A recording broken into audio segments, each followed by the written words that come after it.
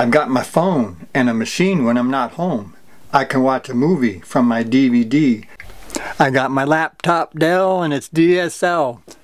I can print, scan, and fax and calculate my tax. I've got 1-watt LED clusters for lights to brighten up my nights.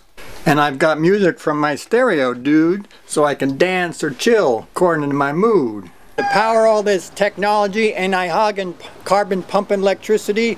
No way! Not a chance. I'm styling in the wind and solar romance. In my comfy eco cabin, I'm cozy as a mouse at 1/10 the cost of the American house. A mini power system easily does the deed.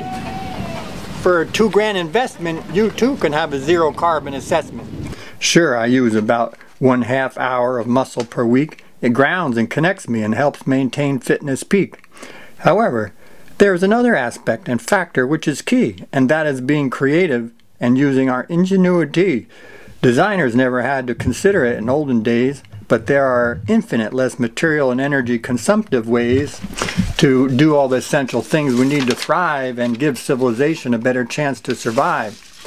So along with alternatives, conservation, adjusting lifestyle, and controlling our fears, how about we pass the ball on to the core of the engineers?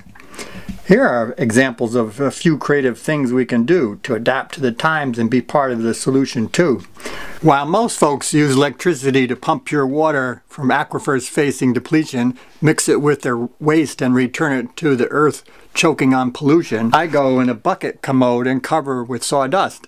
To say that it and the outside compost pile have little odor, I must. The compost heats up, digests, and has a transformation and makes rich, safe, humus soil for fertilization. I pump water by hand from my well, a pint plus per crank. I use it direct in the sink, or I pump it up to a tank. Heated by my little wood stove, our sun, while I work, play, or nap, it later runs down by gravity to the shower or the tap.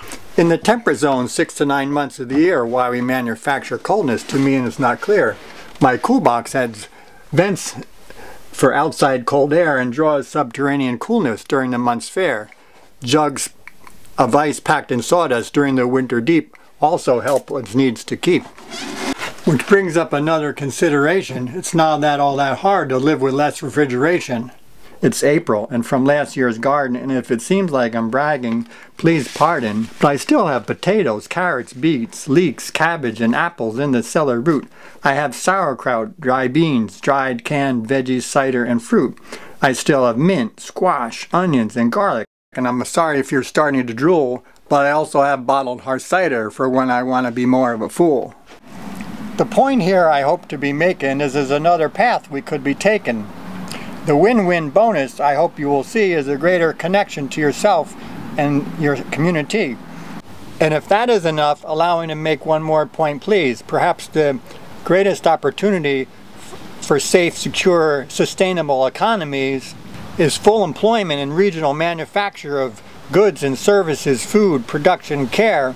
I challenge anyone to come up with a better plan anywhere.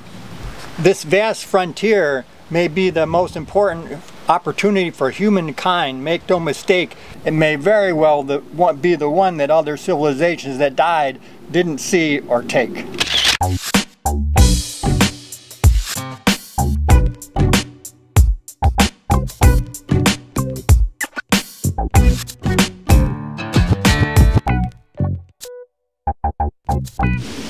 Styling!